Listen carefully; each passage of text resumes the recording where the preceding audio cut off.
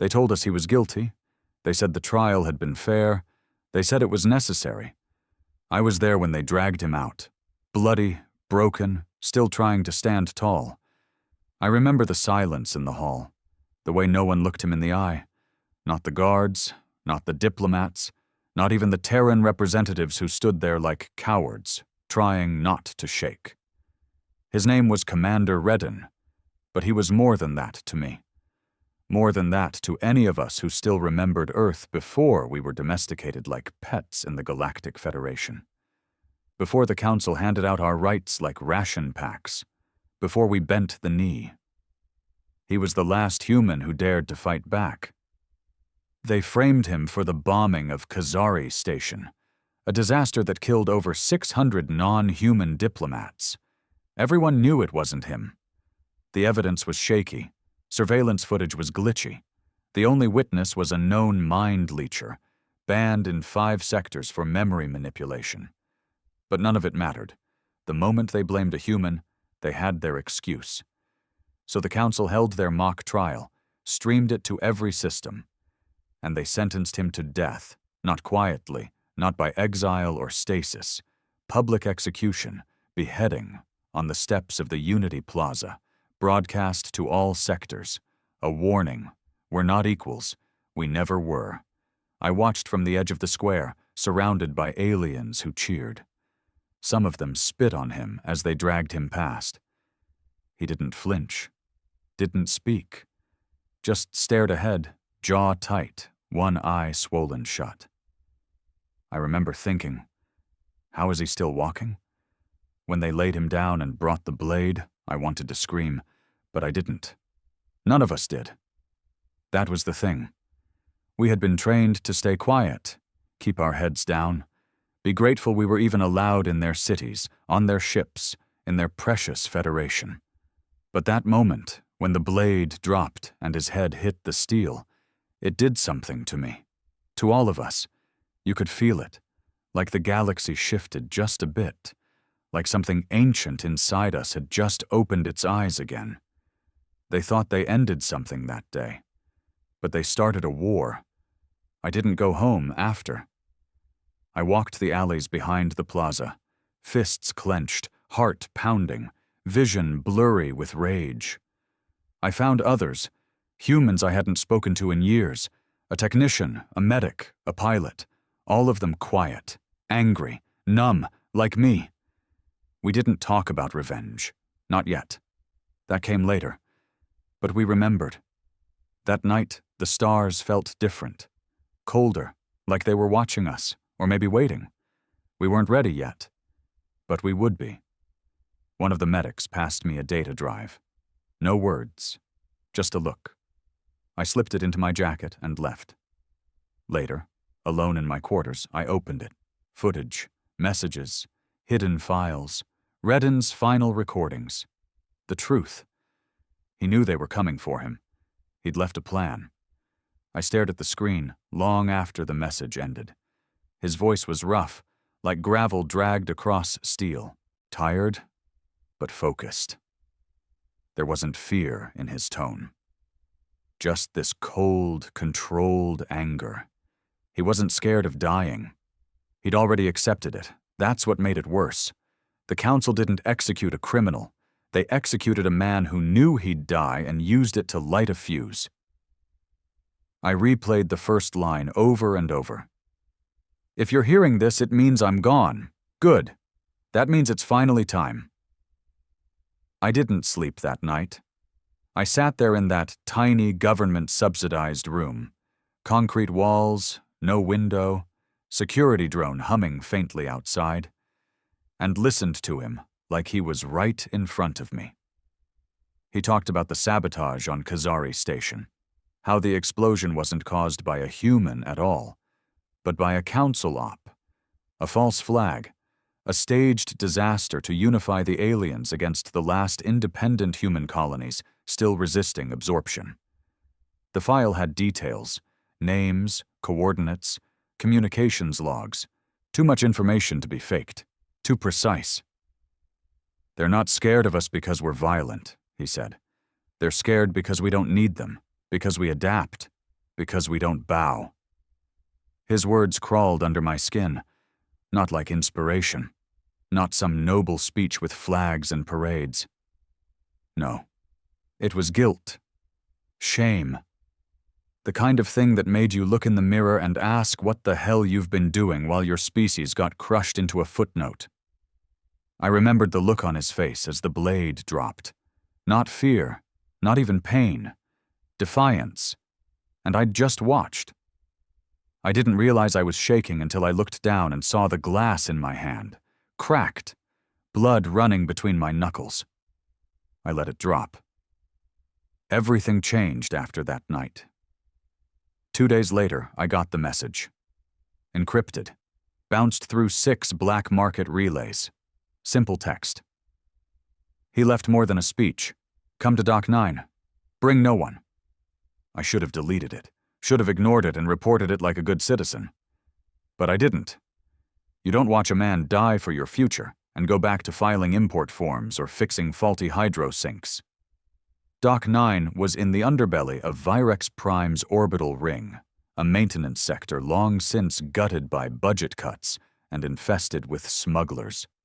The kind of place the Council's clean-suited enforcers never visited unless they were dumping bodies or buying silence. I wore civilian gear, no ID tags, slipped past the outer gates using an old bypass code I memorized back when I used to run fuel convoys during the war. That was before the Federation liberated Earth and made us all part of their pretty, peaceful utopia. Dock 9 was empty when I got there. Rusted bulkheads, broken lights, the smell of old oil and ozone in the air. I waited 5 minutes. 10. Then a voice behind me. You were closer to him than most. I turned, hand instinctively reaching under my coat, but the figure in front of me wasn't armed. A woman. Tall, hard lines on her face. Human. Military posture, even. In civilian clothes. I flew with him during the Ganymede siege, she said.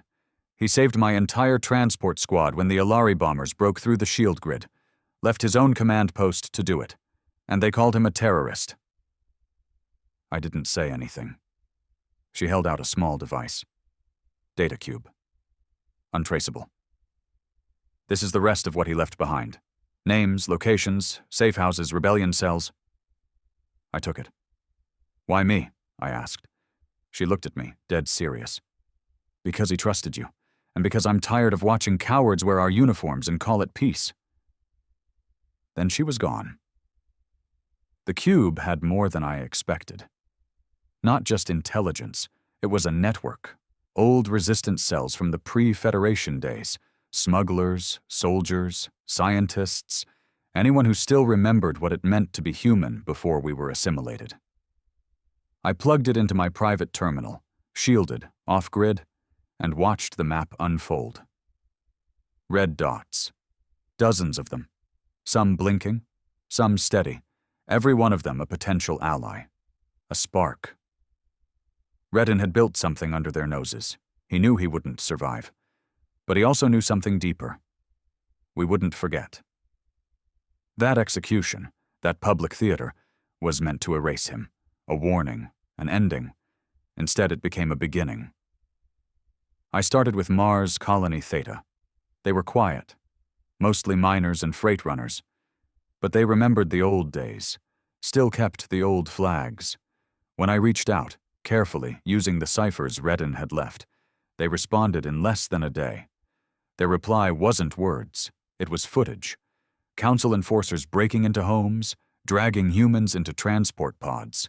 No charges, no trials, just disappearances. Theta had been under silent martial law for months, but the media said everything was fine. I sent the footage to 5 other cells. And just like that, the silence broke. More messages came in. From Jovian moons. From forgotten outposts near the edge of Council space. From old soldiers who'd been waiting for someone to say it out loud, that we were done bowing. Then came the spark. A freighter exploded over Eros Station. Council blamed human rebels within hours, said it was another terrorist attack. But I knew the pilot. His name was Kellen. Quiet guy. Never even raised his voice. He was moving medical supplies, had a clean record. They didn't even let his wife see the body. I reached out to her. She didn't cry. She just said, "Tell me what you need." That's when I realized this wasn't going to be a rebellion. It was going to be a reckoning. I started pulling together a core team. Real people, no politicians, no exiles looking to play war hero, just the ones who had lost something. A comms engineer from the lunar cradle who'd watched her brother get taken for re-education. A combat drone tech from Titan who smuggled explosives in maintenance crates. An old medic from Ceres who used to patch up rebels during the first occupation, now retired, bitter, and very good at making people disappear. We called ourselves the Embers, because that's what we were. The last heat before the fire comes back. Our first op was small. A test. A council supply relay outpost. Nothing big. Just a hub they used to move rations and fuel through the mid-sector routes. But it was poorly guarded. Human workers, alien overseers, sloppy security. We didn't go in guns blazing. We hijacked their comms, rewrote their manifests, diverted the entire convoy to one of our safe zones. No casualties, no alerts. But we left a message on their terminal. We remember. They didn't understand it yet, but they would. The council responded fast, too fast. They launched sweeps, raided human districts in the inner colonies, made arrests, disappearances, curfews. That's when the protests started. Peaceful at first, then less so. Humans pushing back, refusing orders, striking, sabotaging, rioting. Some cells wanted to go full war mode immediately, but I told them no. Not yet. We needed them to overreact. And they did. On the third week after the Eros explosion, the Council authorized open lethal force on unregistered human gatherings. They called it a security measure. We called it permission. It's strange how fast things crumble. They think order is permanent, that empires last because they're powerful. But it's not power that holds things together. It's fear, and routine, and silence. Break those, and even the greatest civilization turns to ash. And Reddin knew that. That's why he died quiet. He didn't want to become a martyr with a flag and a slogan. He wanted to become a virus, one that infected every system they built, every lie they told. And now it was working. They tried to use propaganda, said we were extremists, said Reddin was a criminal, that the footage was faked, that we wanted chaos. But people weren't buying it anymore. They saw the blade fall, and now they were seeing the fire spread. I sat in my quarters again, staring at the message one more time. Reddin's voice. They want us to beg for dignity, to prove we're civilized enough to be free. Screw that. We already paid the price. Now they can pay too. I leaned back, exhaled slow. Outside the station window, a council warship was docking. Reinforcements. They were scared. Moving troops into the colonies, watching everything. But it was too late. We weren't afraid anymore. Next up, we strike a weapons facility on Drovak 4. Deep space, heavily guarded, risky. But it'll send a message. The council burned one man to scare us. Now we'll burn their systems down, one by one. Because the day they executed a human was the day the galaxy began to burn. They said Drovak 4 was impenetrable. Buried beneath miles of black rock and magnetic dust storms, the Council's weapons facility was built to be invisible, untouchable. Only 3 access routes, each controlled by AI-operated, drones and rotating squads. No civilian entries, no trade routes, and absolutely no human staff. It was a fortress, and it wasn't supposed to be on any map. But Reddin had left its location in the archive. Not just coordinates, blueprints, internal logs, a detailed log of who visited, what was stored, and when it was vulnerable. He must have had someone on the inside at some point, maybe years ago. before he became the name on every wanted poster from Mars to the Andali Nebula. We didn't want to destroy the facility. We wanted to rob it. The first step was diversion. We sent out fake signals, distress beacons disguised as pirate attacks near the Tarsin Belt, then leaked them anonymously through black market comms networks the Council always monitored. It was crude, but it worked. Their patrols shifted, their scout fleet pulled away to check out the ghost pings. That left Drovac 4 open, or as open as it would ever be. There were only 6 of us on the infiltration crew. Small team, lean, every one of us hand-picked. I was Point. Silas, quiet guy, ex-railgunner with half his face replaced by a breathing rig. He could shoot a wasp drone from 3 clicks out. Rena, demolitions, bitter as hell, lost 2 sisters during the lunar cleanse back when Earth tried to resist assimilation. Vec, not fully human anymore. Grew up in a hybrid ghetto and had bone augments banned by the Council. Good with stealth, didn't ask questions. And then there was Dent, the wild card. Didn't trust him fully. He talked too smooth, and his background had gaps. But he was good at slicing through AI firewalls, and right now, that meant we needed him. We dropped onto Drovac 4 at 300 station time. The dust storm hid our entry, just like the weather model said it would. Our ship, barely more than a glorified cargo hauler with stolen military mods, landed hard, skidding over the rocky plain before sinking into a natural crater. Then we walked. I still remember the crunch of the dust beneath my boots, like glass. It got in your eyes, your mouth, your ears. The whole place felt cursed. No birds, no sound, just wind. Cold and sharp like a blade. The entrance was a vertical shaft, sealed by biometric gates and a subdermal scan. Dent cracked the first one in 5 minutes. He didn't even sweat. You know, for a top-secret facility, they sure didn't update their security firmware, he muttered, typing. I didn't respond. I didn't like him. There was something off about his voice, the way he never sounded afraid, even when he should be. Once inside, we moved quiet. No lights, no chatter, just signals passed through hand gestures and blinks. We had 12 minutes before the rotation patrol circled back. That's all the time we'd bought ourselves with the decoy distress signals. We hit the main vault first. Inside were pulse rifles, fusion charges, neural disruptors.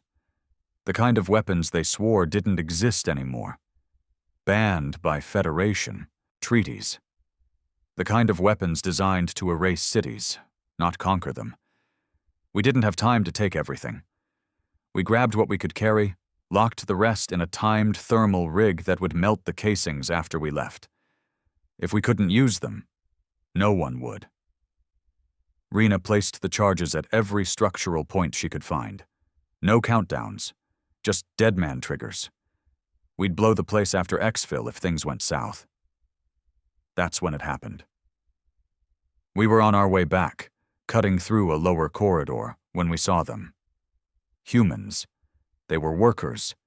Dozens of them. Starved-looking. Collars on their necks. Living in a sub-level no one had mentioned in the data. The Council was using them for labor. Illegal. In every system. Even by their own rules. Rena froze. Her hand went to her detonator. We weren't told about this, she whispered. They're not supposed to be here, I muttered back. They're slaves. We were out of time. Our window was closing. But we couldn't leave them. Not after everything we'd been fighting for. I made the call. We unlocked the doors. The first few didn't even move. Just stared at us like we were part of a dream. Then one of them, a boy no older than 16, dropped to his knees and started sobbing. I helped him up. You're free, I told him. But even as I said it, I knew it wasn't true. The Council knew we were there before we reached the surface. A security drone spotted movement near the shaft and flagged it. The AI responded faster than we expected. By the time we reached the top, we saw them. Troopers. Not the soft diplomatic kind. Real ones. Black armor. Silent. We had maybe 30 seconds before they opened fire. "Fall back!" I shouted. The workers, disoriented and slow, couldn't move fast enough. Silas set up cover fire, laying down suppressing blasts that bought us time. Rena passed out smoke charges. The chaos hit hard. I dragged 2 of the kids behind a wrecked loader and tossed a rifle to one of the older workers. He hesitated. "You ever shoot one of these?" He nodded. "Then aim low, and don't stop." We lost 3 workers before we even reached the ridge. Vec took a hit to the shoulder, bleeding bad but still moving. Dent? He was gone, disappeared during the shootout. No comms, no backup. I should have known then. When we finally reached the ship, we were down to half of us. Silas stayed behind, covering our retreat. His last words over comms were, "Make it matter." Then the line went dead. We barely lifted off before Council interceptors arrived. I detonated the charges. The entire western vault of Drovac 4 collapsed into itself. Fire poured from the shaft. Smoke curled into the storm above like a funeral flag. We hadn't just stolen weapons. We'd shown the galaxy their lies, their slavery, their hypocrisy, their fear of us. Back at base, things unraveled fast. The footage we captured, of the slaves, the secret weapons, went viral within hours after we leaked it. Even non-human species started asking questions. News feeds that had ignored us were suddenly forced to cover the story. Protesters began gathering across neutral systems. But then came the real betrayal. Dent. He'd survived, of course, not a scratch on him. Turns out he'd been recording everything. Not just the op, not just the vault, us.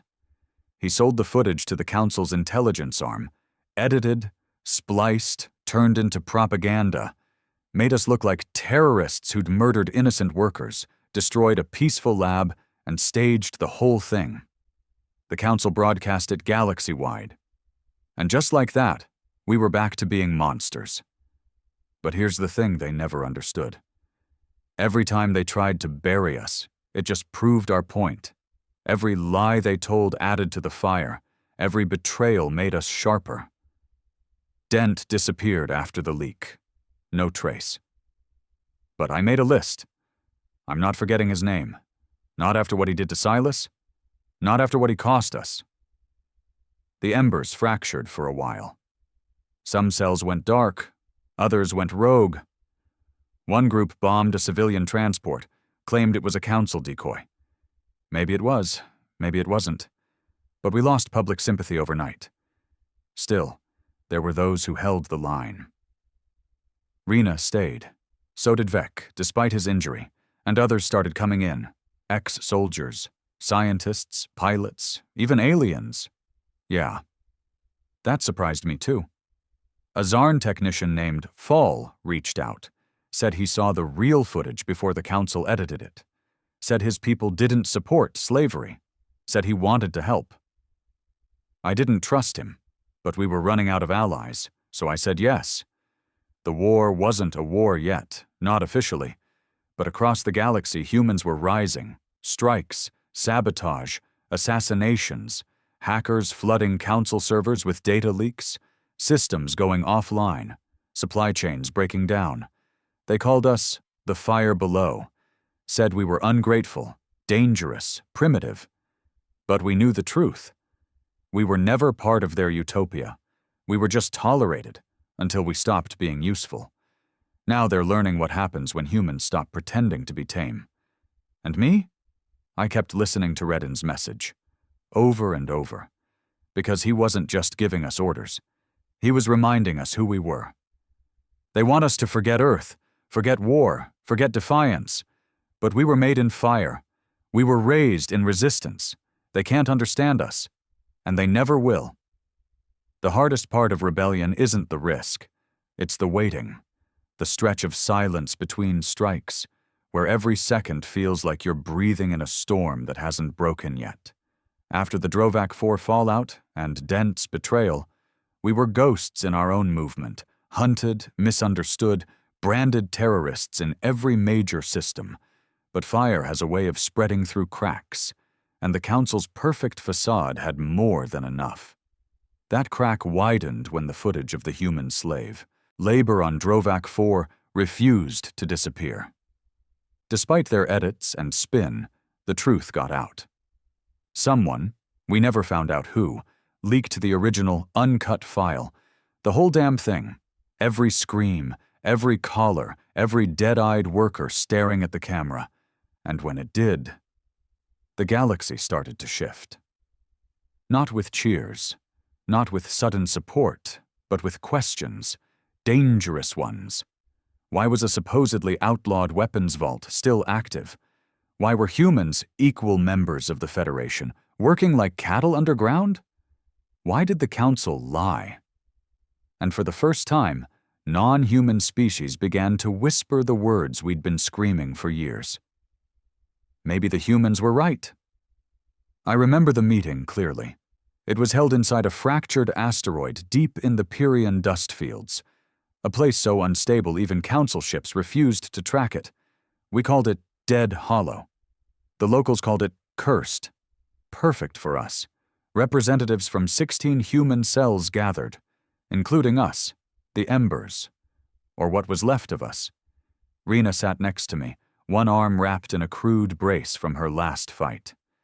Vec leaned against the wall behind us, half shrouded in shadow, watching everyone like a predator. The rest of the cells didn't talk much. They were all just waiting for someone to take control. Then a voice rang out from the far corridor. Deep, slow, cold. I should have killed Dent myself. We all turned. A man walked in, broad, heavy-set, face lined with old scars, one eye missing. The other burned red from years of exposure to unshielded solar flares. A name flashed in my head, something Redden had whispered once in a drunken haze years ago. If he ever comes back, the Council's days are numbered. His name was Kirith, and he'd been dead for 5 years. Or so we thought. Kirith wasn't a leader. He was a destroyer.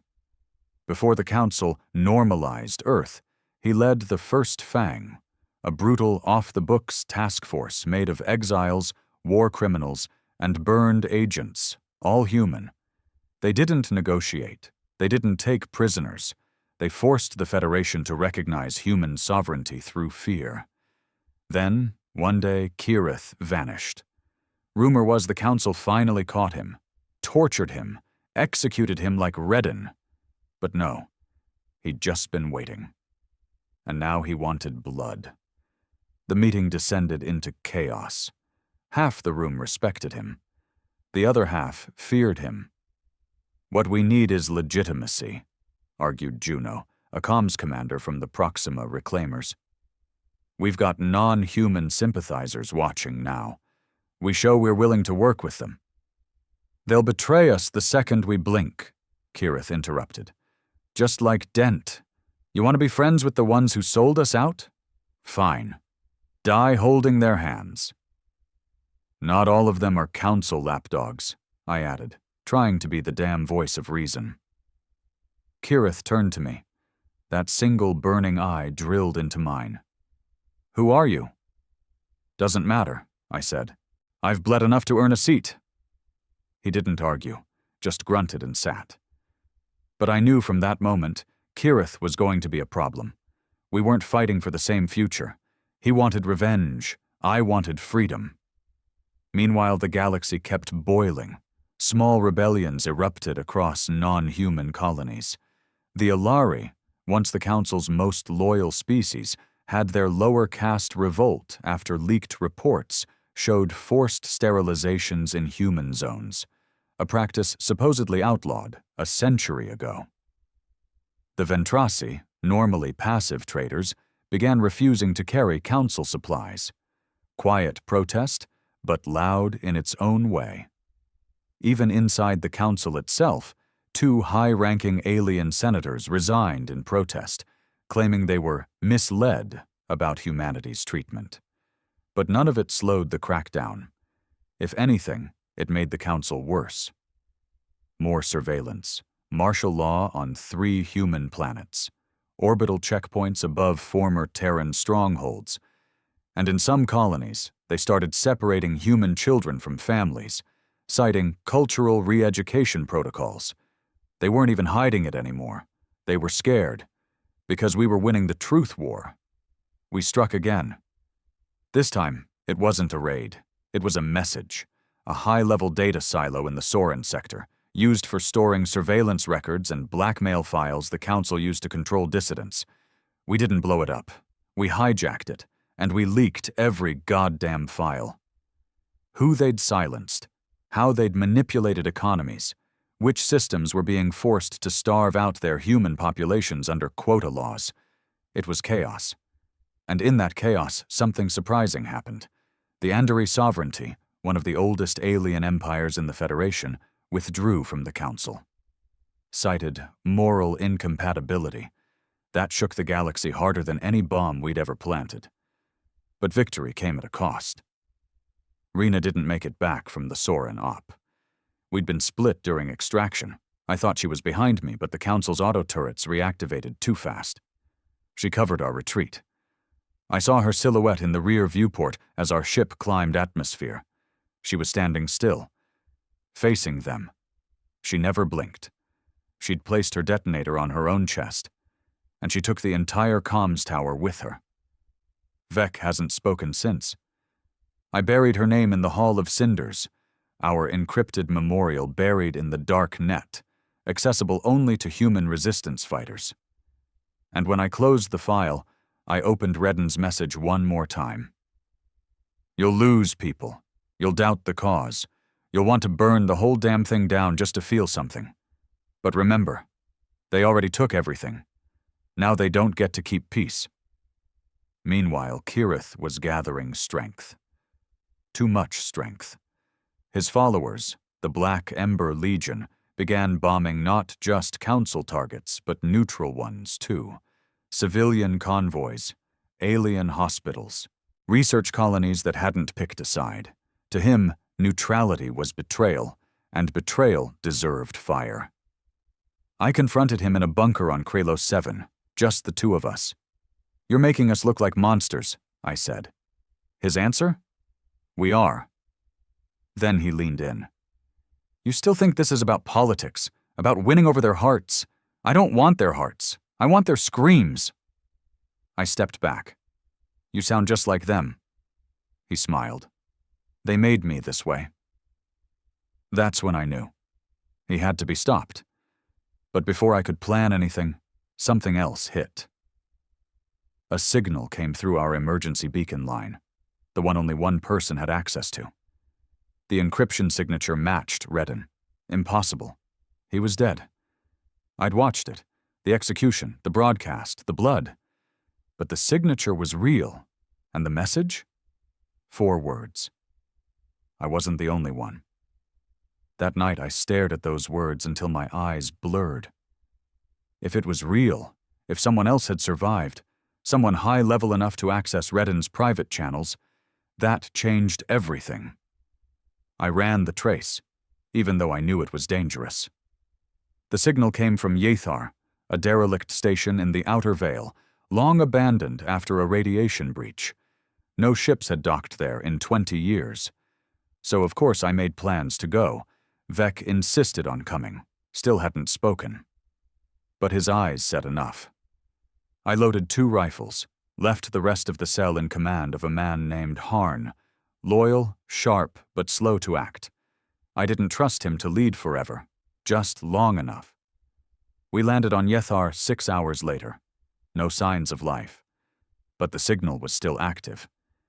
Inside, the station was rotting, metal groaning, lights flickering. The radiation was lower than expected. Someone had rigged shielding. And in the heart of it, surrounded by holographic projections and broken council tech, we found her. Not Redden, but his sister. She looked just like him. Same fire in her eyes, same burn scars across her palms, old ones from before the war. Her name? She didn't say, but her first words were, "The execution was staged. Reddin's alive." She looked like a ghost from the fire we'd all crawled through. The woman standing before us in that radiation-scarred chamber had the same steel in her jaw, the same quiet rage simmering behind her eyes as Reddin did. The resemblance was unmistakable. But I didn't let it blind me. People lie. People manipulate, especially when the whole galaxy is at war. Vec stood beside me, silent as always, his augmented eye glowing faintly in the dim red emergency lighting. He hadn't spoken in weeks, not since Rena's death. But I saw the way his body tensed, the way his breathing shifted. He was ready to kill her if I gave the word. But I didn't. Because the first thing she said turned everything upside down. "The execution was staged. Reddin's alive." I stared at her for a long time. "No," I finally said. "I watched. We all did. It was live." "It was doctored," she replied. "Recorded days before. The man they beheaded wasn't him." I shook my head, jaw tightening. "He looked at me. Right before they dropped the blade, I saw him. He saw me." "You saw what they wanted you to see," she said. "You think the council can't fake an execution?" I didn't answer.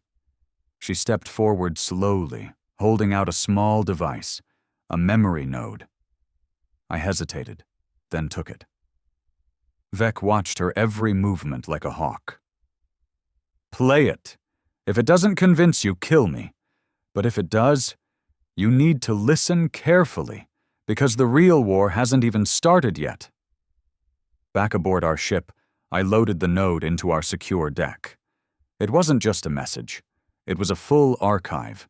Footage, logs, biometric data, intercepted council comms, all cross-verified. Reddin's execution had been orchestrated by the council's internal security faction, the Ascendancy Unit, the same ones behind the Drovac slave operation. They'd faked the beheading, using a doped-up human dissident who'd been surgically altered to match Reddin's features. It wasn't perfect, but with crowd control, selective broadcasting, and visual filters, it had worked. Reddin had been alive 2 weeks after the execution, hidden inside a blacksite station on the fringe of the wastes. And then... silence. That was over 8 months ago. The last entry was a recording. Reddin himself, bloodied, wounded, strapped to a chair, but alive. If this gets out, then I'm either dead or I escaped. Either way, the council's mask is off. I didn't want to be a symbol. I wanted to be a warning. But now, I think we have to be both. He coughed, then looked directly into the camera. They aren't just afraid of humans. They're afraid of what they did to us. I didn't sleep. I sat in the dark, watching the message again and again, thinking about everything that had happened since that broadcast. The uprisings, the deaths, the alliances, Rena, Dent, Kirith. All of it was built on the blood of a lie, but it didn't make the cause any less real. In fact, it made it worse. We weren't fighting the council because Reddin had been murdered. We were fighting because we were right, because the council had been wrong for decades, because their idea of peace meant erasing us. Back on Yethar, the woman, she still hadn't given her name, waited quietly as I processed everything. Vec stood watch while I asked her the question burning at the center of my skull. "Why fake it? Why not just kill him outright?" she answered without hesitation. Because they needed to kill Hope, publicly. If they killed him in secret, he'd become a myth. If they made a spectacle, they could control the message. "They underestimated us," I muttered. "They always have." She stepped closer, lowering her voice. "We think he escaped. There were traces of a breach, tampered logs, energy surges. The black site went dark a week later. We haven't heard anything since. But I don't believe he died there. I looked at her. And if he did? Then he gave us everything we needed to win. We returned to base 2 days later. The embers were buzzing with tension, rumors of another attack. Kirith's Black Legion had bombed a Trainari refugee center, claiming it was a council front. It wasn't. Dozens dead. Mostly alien children. The backlash was immediate. Alien support that had started to build after the Drovak leak evaporated overnight. And Kirith? He didn't care. He released a statement, masked, distorted voice. There are no innocents left. They let it happen. They fed the beast. Now they burn with it. I knew what had to happen next. The council was splintering. That much was clear. Intercepted transmissions showed panic among their upper ranks.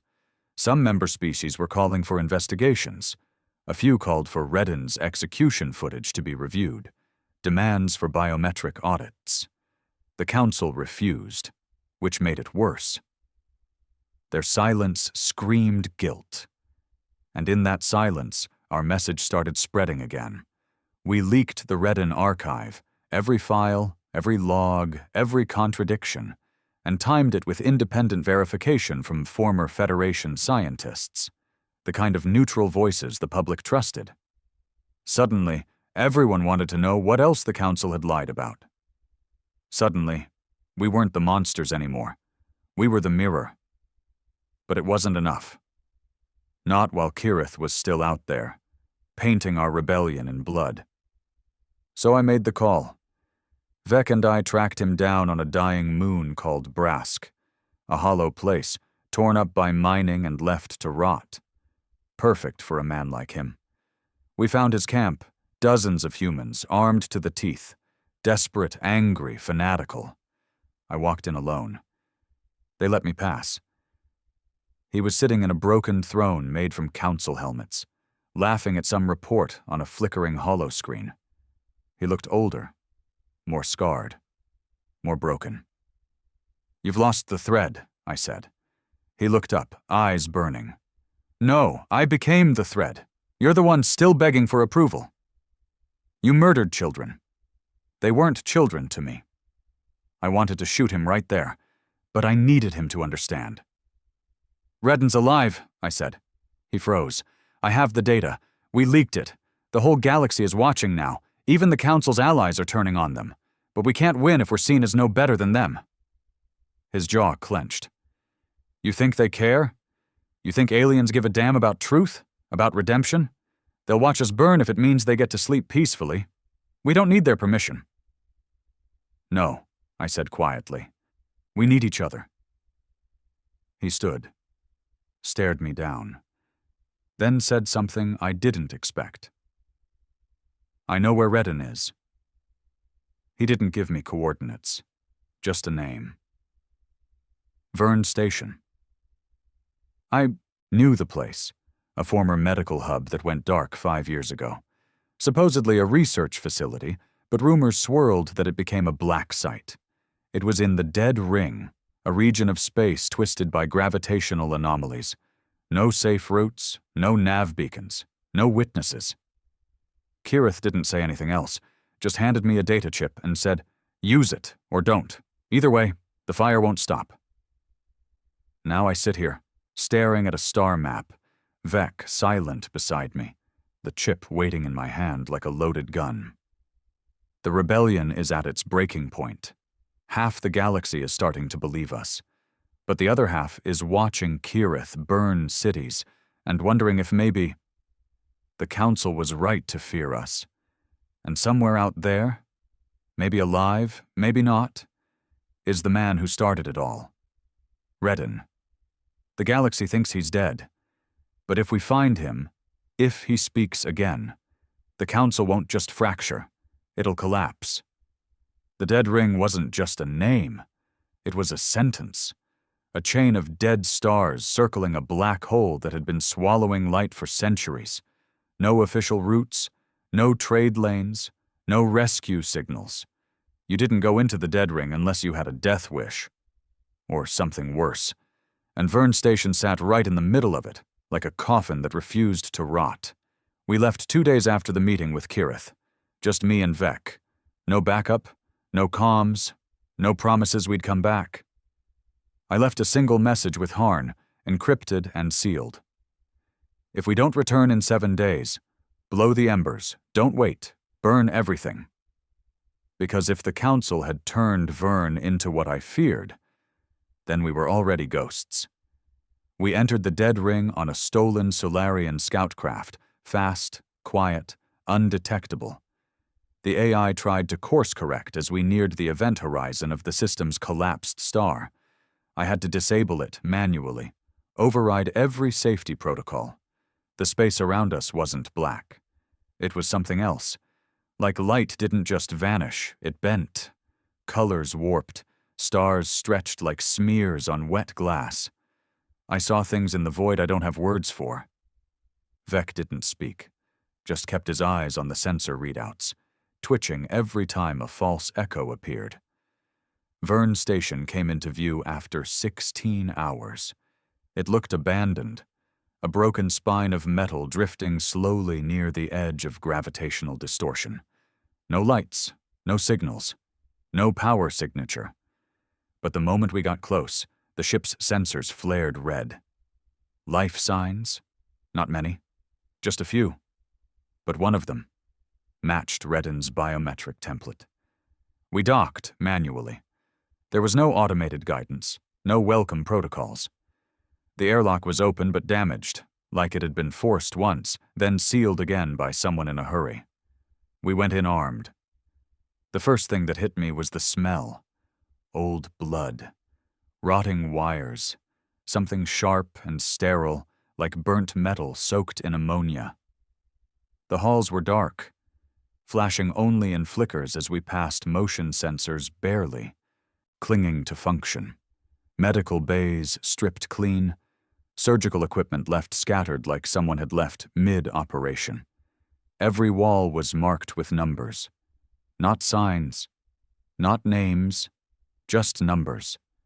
Like the people here had forgotten language. We found the first body in the mess hall, or what was left of it, human, face half melted, collar fused to the spine, no signs of struggle, no external wounds, just dead. Vec leaned in close, scanned it with a handheld reader. Neural burn, he finally said. His voice was rough. It was the first time he'd spoken in weeks. Induced? He nodded. Council neuroweapons. Prototypes. Not stable. Makes the brain burn from the inside out. That matched the rumors about Vern, a place where the Council tested technology too illegal to exist, too cruel to be admitted. And now we were walking through its aftermath. We pushed deeper. Signs of struggle started appearing. Blood on the walls. Shattered restraints. Messages scratched into steel. I remember Earth. We woke up. They can't unmake us. We found a control room, half the systems fried, the rest locked behind level 9 encryption. But one camera was still functional, a security feed, on loop. I watched the footage in silence. It showed a chamber deep in the lower levels. One man strapped to a chair, beaten, starved, barely breathing. But it was him, Redden, still alive, still fighting. The signal matched the one on Kirith's data chip. That's how we knew it was real. But the date stamp, that's what chilled me. 3 days ago. He was alive now. Somehow in this dead place, Redden had survived. We moved fast. Cut through sealed bulkheads, bypassed security overrides. The whole station felt like it was breathing behind the walls. Humming. Waiting. As we neared the lower level, we passed a nursery. Empty cribs, no records, no explanation. Vec stopped. What the hell were they doing here? He muttered. I had a guess, but I didn't say it out loud. We finally reached the chamber. Reinforced doors, multiple layers of shielding. We hacked them all. The moment the final seal dropped, the stench hit us. Decay. Old sweat. Something metallic and awful. Redden sat in the center of the room, strapped to a chair. Thin, barely human anymore. He lifted his head slowly. One swollen eye opened. And he smiled. "You took your time," he croaked. I dropped to my knees in front of him. "Jesus, Redden." He coughed a laugh. "Didn't think I'd be seeing you again. You were always the quiet one." I didn't know what to say. Vec began scanning him for implants, traps, anything Council might have left behind. Redden kept talking slowly, like every word was being dragged through gravel. "They used me. Not to break me, to study me." I looked up. "Study?" "They wanted to know why humans resist, why we don't adapt like the others, why fear doesn't work on us, why pain doesn't reshape us." He turned his head toward the shadows in the corner. "There are others." That's when I saw them. Cages, lined along the walls. Some empty, some not. Not all were human, and not all were still alive. We freed him first. Vec pulled the feeding tubes from his arms and broke the restraints. Redden slumped, barely able to walk, but he was still conscious, still burning inside. As we moved to leave, he spoke again. "They called it the cognition trial. Tried to reprogram our memories, make us forget who we were, kept asking the same question." I turned back. "What question?" He looked at me with that hollow stare. "What makes a human choose death over submission?" We got him back to the ship. Barely. The moment we lifted off, the station began to shudder. Fail-safes. The Council hadn't expected survivors. We broke orbit seconds before it imploded. No explosion, no fire, just a silent collapse. Like it had never existed. He's stable now, resting in the medbay. But he won't make it long. Whatever they did to him, it's killing him from the inside out. He gave us one final file before he passed out. Encrypted. Titled, Extinction Protocol. I haven't opened it yet, because part of me already knows. They weren't just trying to wipe us out. They were preparing for something worse. And the humans? We were the experiment. Redden was asleep, hooked to every medical system we could rig into our ship. His breathing was ragged. Monitors beeped in arrhythmic pulses. His skin was gray. His hands twitched in his sleep like he was still trying to fight something even in his dreams. He wasn't going to make it. We knew it. He knew it. But before he passed out, he told me one thing. One phrase that kept repeating in my head like a blade stuck in bone. They weren't trying to kill us. They were trying to contain us. The words wouldn't leave me alone. Not even hours later, when I sat alone in the comms chamber staring at the blinking data cube he gave me, Extinction Protocol. The title alone felt like a dare. Or a curse. It took 12 separate encryption breaks to open the file. What I found inside didn't feel like a file at all. It felt like a confession. There were 3 sections.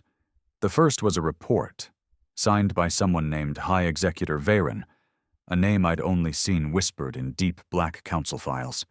A spook? A shadow? The date on the file was 24 years ago, before the Federation formally absorbed Earth, before the war ended. The title? Humanity, Evolutionary Trajectory Risk Assessment. They knew. From the beginning. They had studied our kind long before the first treaties were signed. Not just our military history, not just our politics, our biology, our neurology. They'd done tests, secretly, illegally, experiments on POWs and volunteers. Some were willing, most weren't. They discovered something that terrified them. Humans didn't just resist control.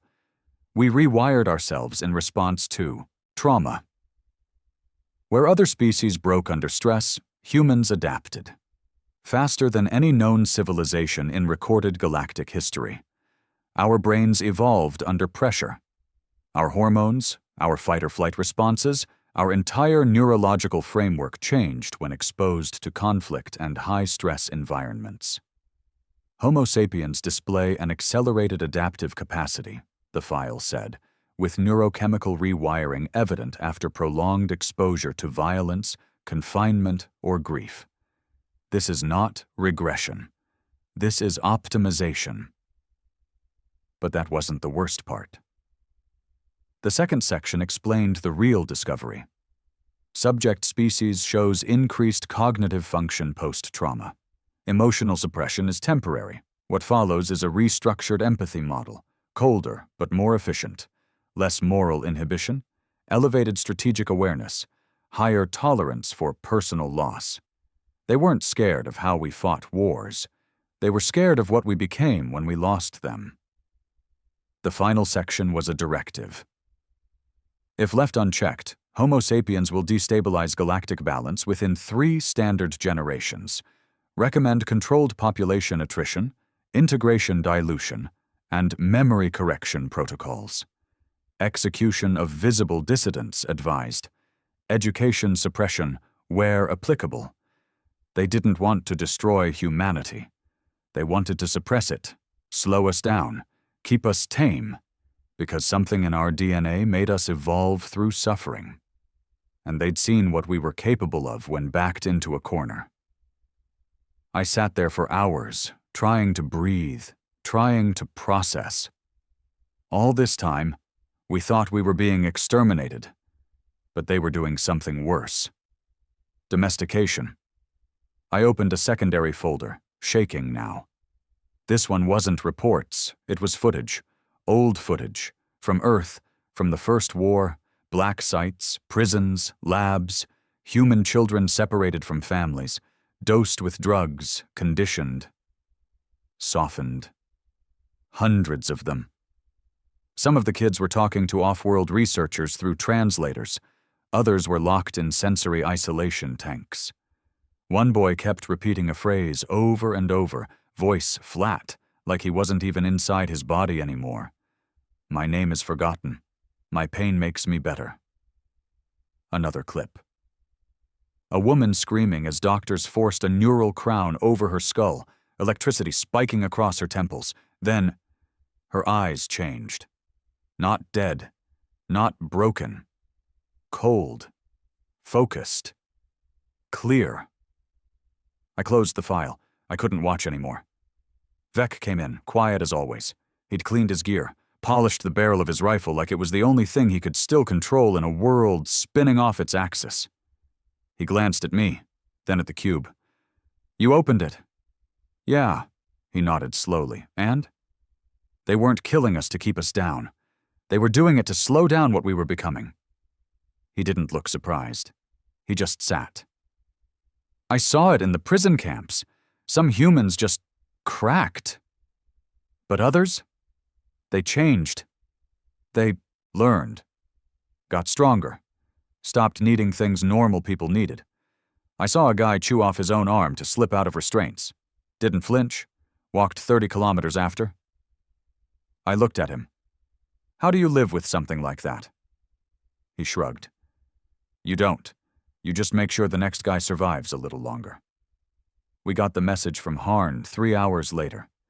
The Council had declared open war, not just on rebels, on every independent human colony in the outer systems. They were calling it a galactic containment initiative, spinning it as a defensive measure. We must act now to preserve galactic peace, the Council broadcast. The human threat is no longer theoretical. They weren't even hiding it anymore. So we made a choice. The embers went dark, not disbanded, not destroyed, hidden. We sent the extinction protocol to every neutral species embassy, every black market network, every underground reporter still breathing. We didn't ask for help. We gave them a choice. Keep standing by, or help us stop what the Council started. And then we prepared. Redden woke up once more before the med rigs failed. He was dying. His eyes were glassy, but his voice still had weight, like even death was afraid to get too close. You read the file, he rasped. I nodded. He exhaled slowly. It's true. I saw it in myself. After they tortured me, I should have been broken. I should have begged for death. But instead, I started thinking clearer. Memories got sharper. Pain didn't register the same way anymore. I wanted to tell him he was strong, but he stopped me. This isn't about strength. This is about what they made us into. The Federation didn't just build prisons. They built pressure chambers, trying to force us back into submission. But they didn't realize. We don't regress. He coughed, then smiled faintly. We evolve. That was the last thing he said. Redden died 32 minutes later. Heart failure, internal bleeding, organ decay from neural overwriting. I buried him in the black soil of Vec's homeworld, a moon covered in ash and silence. No ceremony, just a whisper of earth falling over the only man who tried to warn us before it was too late. Now we move in shadow. The embers are more than cells now. We are generations of trauma made real. They tried to erase us with comfort. Then they tried to erase us with fear. Now they'll try with fire. But they forgot one thing. Every time they kill one of us, they make the rest of us harder to kill. We called it Ashfall, a name whispered only in encrypted channels, a final operation no one dared to speak aloud unless they were ready to die. The plan was simple. Hit the Council's central core, not the surface fortresses, not the outer war fleets, but the nerve center, deep inside the orbital citadel of Kadros Prime, the capital, the heart of the Federation, where the Council held its meetings, where laws were passed, where entire species were labeled acceptable or dangerous based on a vote no human was allowed to cast. The last time a rebellion got within 10 systems of Kadros, it was wiped out in under 48 hours. We had no illusions. Most of us weren't coming back. But that wasn't the point. This wasn't about victory anymore. This was about truth, about forcing them, and the galaxy, to see us one last time. Not as servants, not as threats, as a species that refused to die quietly. The embers had changed. We weren't the same scattered cells anymore. We were a machine, rebuilt, rearmed, and led by survivors who had lost everything. After Redden's death, something shifted in us. The rage got colder, sharper. We stopped waiting for the Council to make the next move. We made it for them. Sabotage, assassinations, data leaks. Half the galactic sectors were still processing the extinction protocol while we were already flying toward Kadros. The final fleet was 33 ships strong, half repurposed freighters. The rest were warships from species who had quietly chosen our side. The Andari sent a stealth cruiser. The Ventrasi gave us jamming satellites. Even rogue elements from the Alari caste systems slipped us weapon tech banned in 6 sectors. They didn't call it support. They called it balance. They knew what the Council had done. And they didn't want to be next. We launched on the Day of Unity, the same annual event where the Council celebrated its centuries of peace. We timed it perfectly. Half their defense grid was powering the broadcast beacons. The other half was focused on the protest riots breaking out across 6 sectors. I stood on the bridge of the lead ship, Vera's Flame, named after Rena, because she deserved to fly one last time. Vec stood behind me, gear locked, eyes dead set on the targeting readouts. "You ready?" I asked him. He didn't answer. He just nodded once. It was enough. The approach was clean. The first wave hit like lightning. Cloaked dropships slipping under their orbital shields and blasting holes through the outer ring. By the time the Council's AI responded, we were already inside. No retreat. No surrender. We poured into Kadros like fire through a crack in glass. The station was a floating city. Clean, gold-trimmed, polished like a monument to the lie they'd forced on the galaxy. The architecture was too perfect. The walkways too white. It was built to make people feel small. We tore through it room by room. Vec's rifle barked in precise bursts, dropping enforcers in black armor. Harn covered the rear flank with heavy plasma charges, blowing every choke point to deny reinforcements. I led the forward team. We weren't just killing soldiers. We were destroying symbols. We reached the inner citadel in 17 minutes. The council's chambers, massive vaulted ceilings, tiered thrones, holographic banners projected above each seat, each one representing a species that had sold its soul for stability. Only 5 of the 12 seats were occupied. Cowards, the rest. They'd fled before we even breached orbit. The ones who stayed? Either too proud or too sure they could talk their way out. I stepped into the chamber, rifle lowered but not holstered.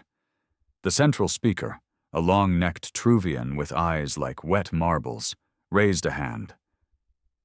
"We were told this was a terrorist attack," it hissed. "You are here to kill us?" I looked around at the marble floors, the diamond-carved archways, the chamber where they'd voted on the forced sterilization of our children, and I said, "No, we're here to finish what you started." The firefight erupted without warning. One of the guards panicked, opened fire, took down 2 of ours before Vec dropped him with a headshot. Chaos. One of the council members triggered a silent distress beacon. I saw it, too late, and seconds later the Citadel's AI core activated lockdown. Doors slammed shut. Defense grids came online. We were trapped inside the heart of the enemy. Perfect. They thought we'd brought weapons. We had, but not the kind they expected. The true weapon was in my coat. A drive containing the full, unredacted extinction protocol, wrapped in a virus that would override every government channel once uploaded. And now we were at the source. Our slicer, a kid named Ren, barely 20, born in the ruins of Mars Base Delta, plugged in the drive at the heart of the council chamber. The AI fought back, but Redden's code still worked. It wasn't just a data drop. It was a purge. Across the galaxy, the truth bled onto every screen: hospitals, homes, schools, the protocol, the experiments, the lies, the sterilization programs, the staged riots, the fake trials, the execution of innocents disguised as justice. Redden's final message played on every frequency. They thought they could program us to forget who we were. They thought fear would overwrite memory, but they forgot something. Pain doesn't weaken humans. It hones us. And now, we remember everything. The reaction was instant. Riots turned to uprisings. Civilian protests turned into military defections. Alien soldiers threw down their weapons. Entire systems began voting to leave the council, not in years or months, but in hours. The Federation wasn't collapsing. It was detonating. The chamber was on fire. Smoke filled the air. One of the counselors lay dying, gurgling on the steps of her own throne. The Truvian crawled toward me, hand raised in surrender. I aimed my weapon and paused. He stared at me, terrified. "You win," he gasped. "You've destroyed order. You've killed peace." "No," I said, "you did." And I pulled the trigger. The aftermath wasn't clean. Revolutions never are. We lost Harn 2 days later in a mop-up operation. A sniper caught him in the neck. Vec was wounded. Shrapnel in the spine. How? Didn't scream. Just told me to finish the job. Ren vanished. No one knows where he went. Maybe he just wanted to live for once. The council was gone. Disbanded. Dismantled. Their systems in ruins. Their wealth seized. Their secrets public. But we didn't claim power. We didn't build a new throne. We left it empty. Because power wasn't the goal. Truth was. And we gave the galaxy that, whether it wanted it or not. Now I live in silence. I don't give speeches. I don't write books. I don't lead. I just exist. Quietly. Among my people. Free. They still speak Redden's name like a ghost. Some call him the flame that burned away the rot. Others call him the one who taught us to never kneel again. But I just remember the way he smiled in that cell, bloody and dying, and still managed to say, "We evolve." He was right. We did. But not into something darker, into something unbroken. The galaxy fears us still. They look at humanity now and see a species that won't be caged, won't be muted, won't be rewritten. And maybe that's what we are. Maybe we'll always be the dangerous ones, the unpredictable ones, the fire that never dies. But after everything, we earned that title, not by surviving, but by refusing to forget who we are.